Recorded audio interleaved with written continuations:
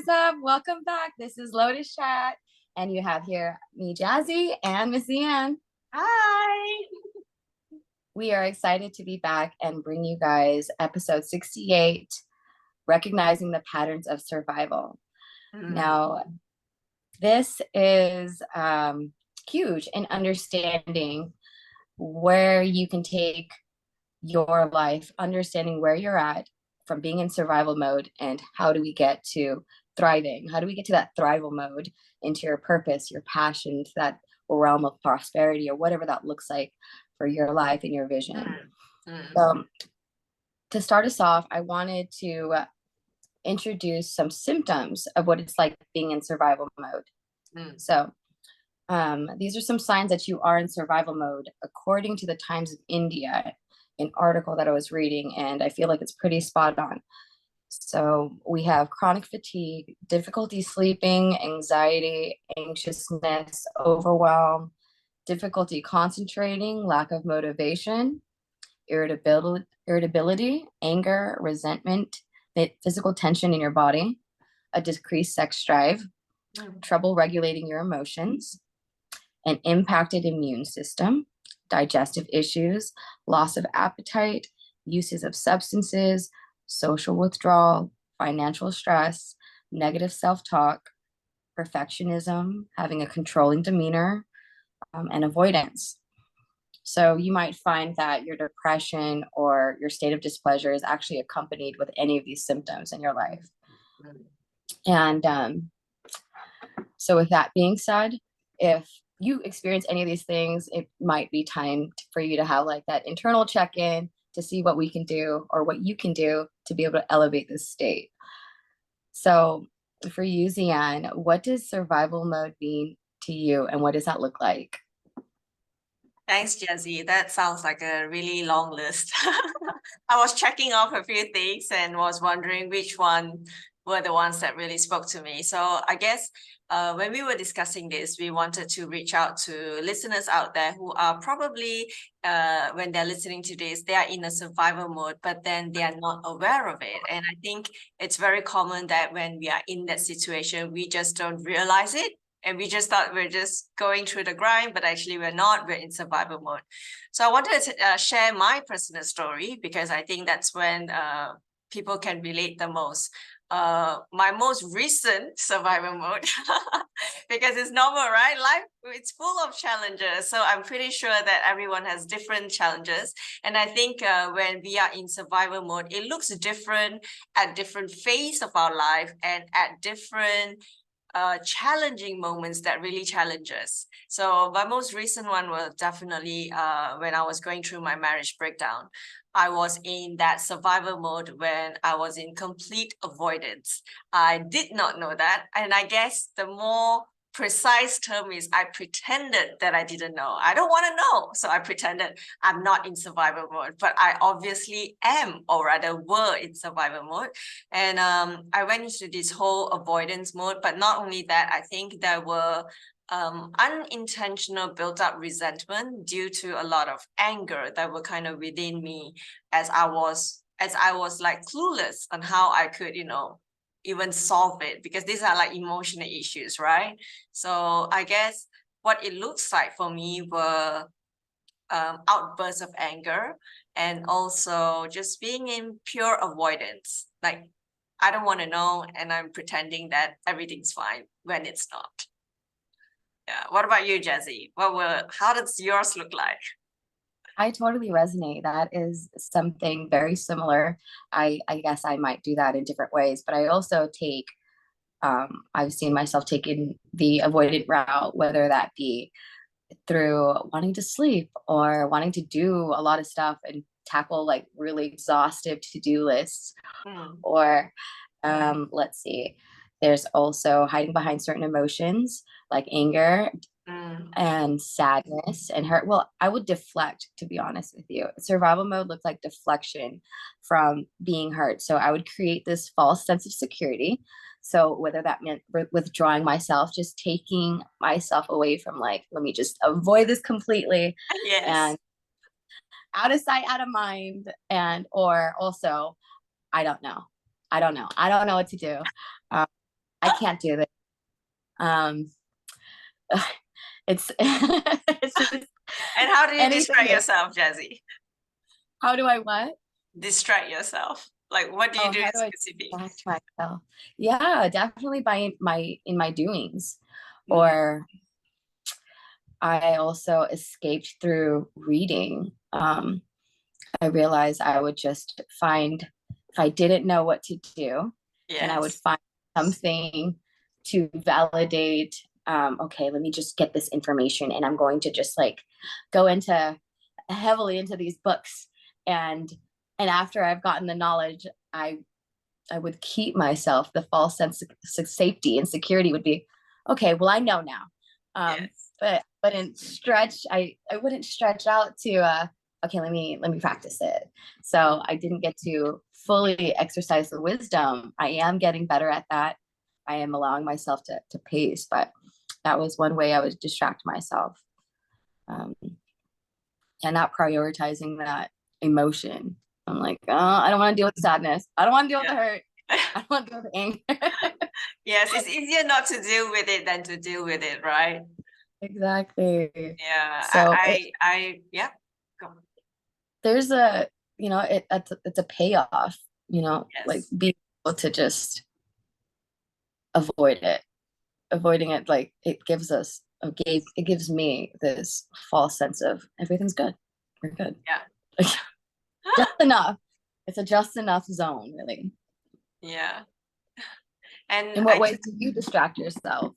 um actually, I probably knew it, but then didn't want to admit it. I guess one of the ways that I distract myself was I intentionally kept myself really busy at work, but actually it wasn't that busy, and I could have, not do so many things. But then I was searching for things to do when I did not have to do it. So like, putting my hands onto projects, or doing on different things that it could have been left like that. And I think one specific moment I probably recall is that I intentionally kept myself busy by doing my master's. Like, it's not something that I love admitting it, but I think that was one of my key distraction point, because I figured, like, if I were to gonna dwell in that kind of emotion and I do not have a solution, I might as well use that same energy and the same time and effort, and I put it in my academic studies, and hopefully something good will come out of it. So it was like a form of distraction.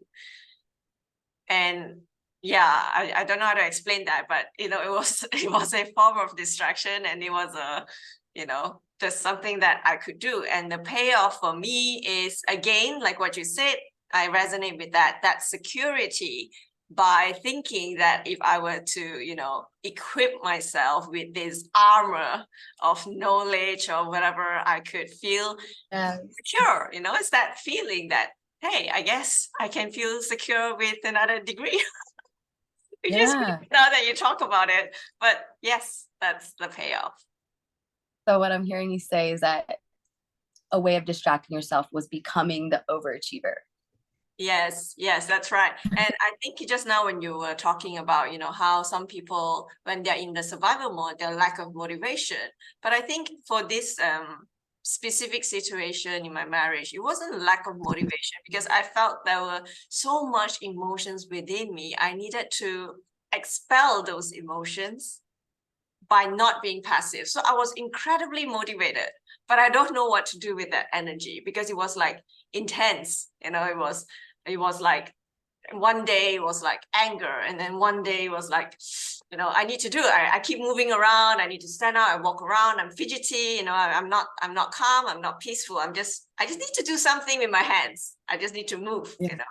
I think that's when I went into this whole kickboxing too at one point. Because I I needed remember to expel the energy. Yeah. I remember that actually. And Oh, and that's I can, cute. yeah, and I can tell you, I would probably be the first person to say I'm not in survival mode. No, I'm fine. Yeah, everything's going Yeah, great. yeah, And so, but that's also another means of survival mode is um, wanting to be right, looking yeah. good, and wanting to appear that you are in control, wanting to feel like you're in control. Yes, yes, So, and it sounds so strange to say, right? Because it's so common. It's like, no, I got this. I'm doing everything I need to. But Yes. then you realize that you're not in a space of thriving, you're just surviving. You're just doing enough to have Yeah. enough, be enough. And Yeah. then you're not quite at fulfillment. You're not Yeah. quite in that space yet.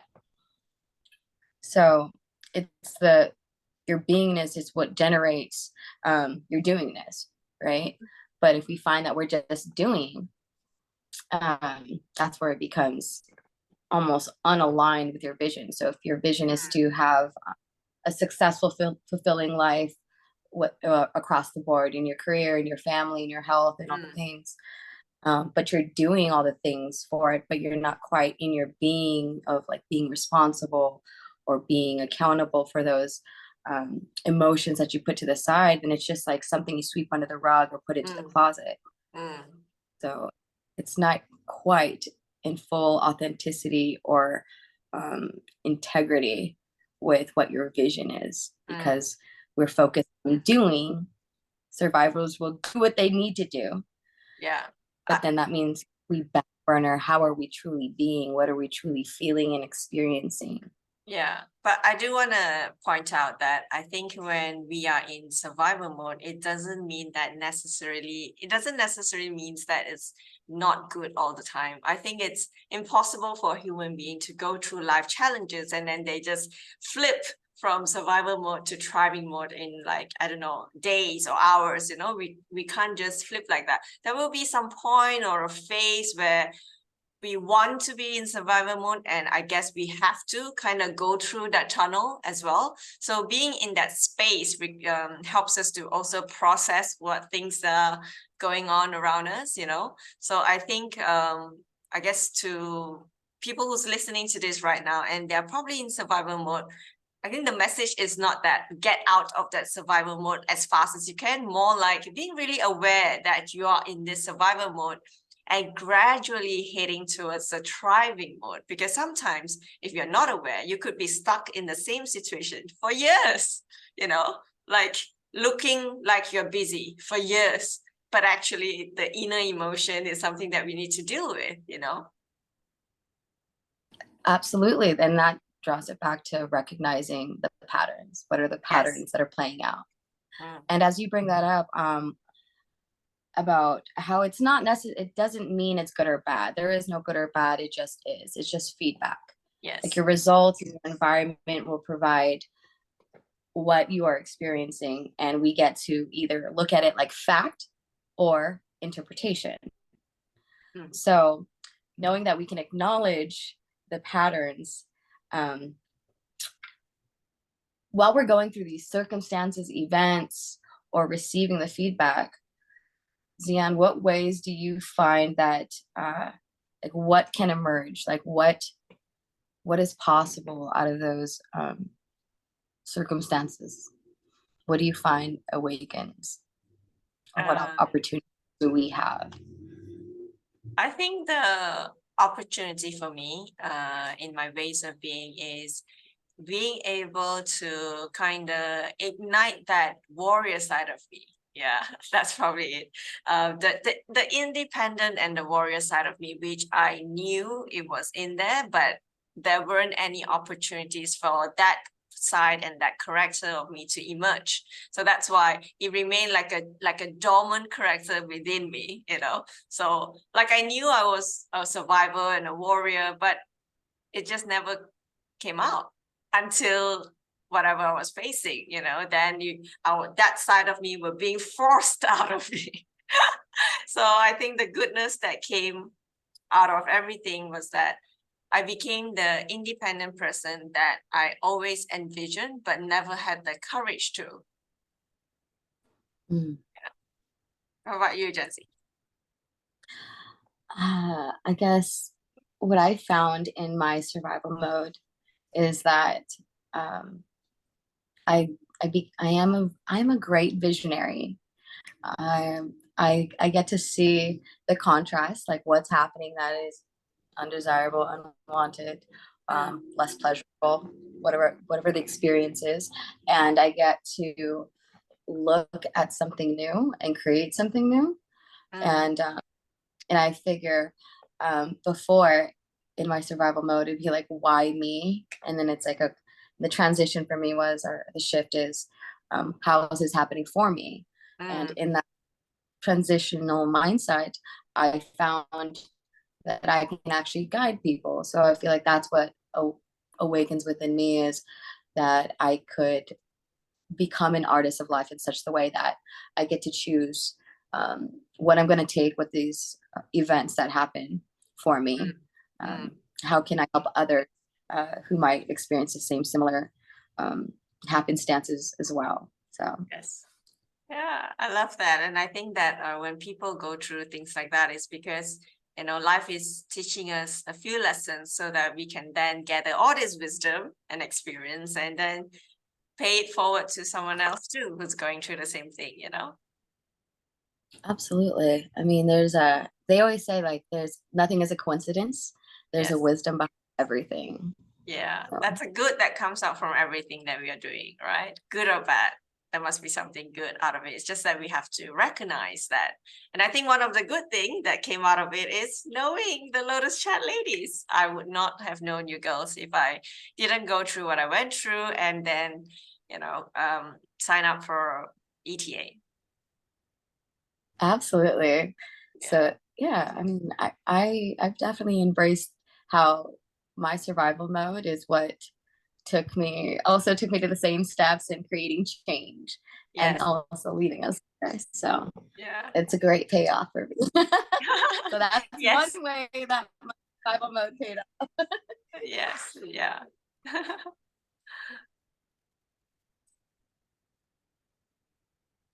Okay, so um, what do you think that it's going to take to give ourselves permission to emerge? What can you share for our viewers or Mm, listeners?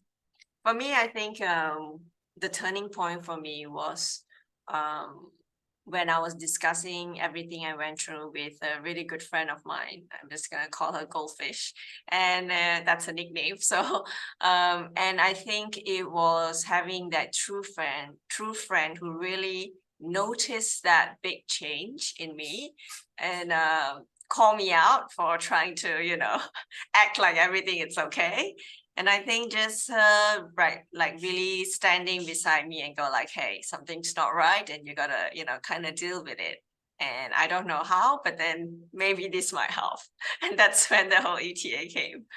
So and it wasn't really like permission, more like I guess I will also at that time I've really reached to a point where I think physically I'm experiencing a lot of weird pains that I could not ignore anymore. Like I think there were moments where I have weird ulcers and like just weird stuff happening in my body, like physically. I think all those emotions were emerging through all these physical symptoms. So I knew that, I no matter what I'm doing, no matter how busy I am or how I am pretending not to know, I just have to deal with it. Yeah. What about you? And How did you give yourself permission to emerge? this one way that I look at it now is getting really real with myself. Is Mm, my is a relationship with myself or my life at a 10? Like if I were to rate it from a 1 to a 10, um, and if it's when I notice that it wasn't, um, that's when I get to see that it's this is all my responsibilities. So when it comes to acknowledging what are the pain points, what mm, patterns, and how am I suffering, how have I created suffering, because it's not anyone else's fault, right? Because if anyone had created a circumstance in which I was unhappy, that meant that I chose to be affected by that, or allowed myself to stay affected or a victim to that, mm. and allowed my external environment to dictate how I'm going to live life.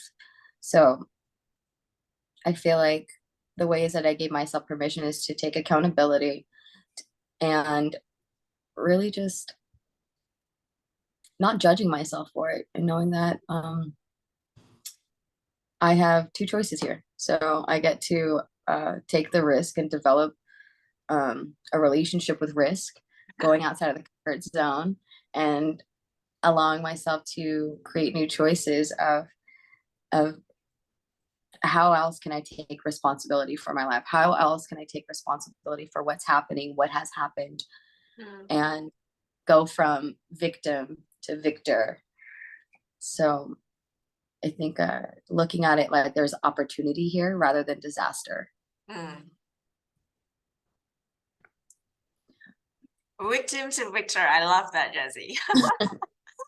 Yeah, and I guess is there anything else you'd like to add, Jazzy?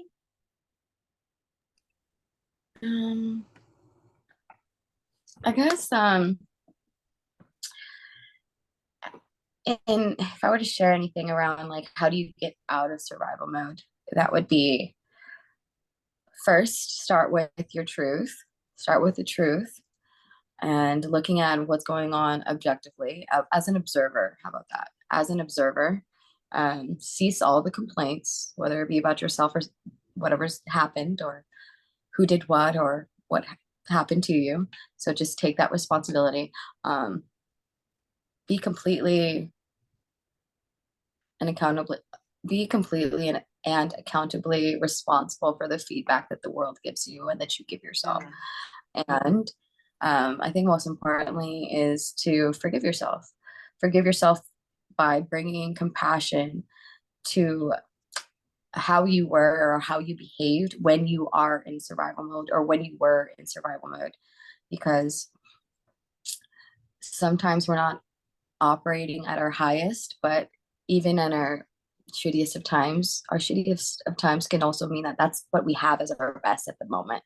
And that gets to be forgiven because we're human and we're learning and we have the opportunity to create shifts, and that also begins with how we treat ourselves. So yeah, give yourself that opportunity, that permission to be kind and find new ways to love yourself through survival mode. Yes, I love that. And I also want to encourage women who's listening to this right now, and they are probably perhaps in a survival mode for quite some time, probably living in denial or pretending not to know.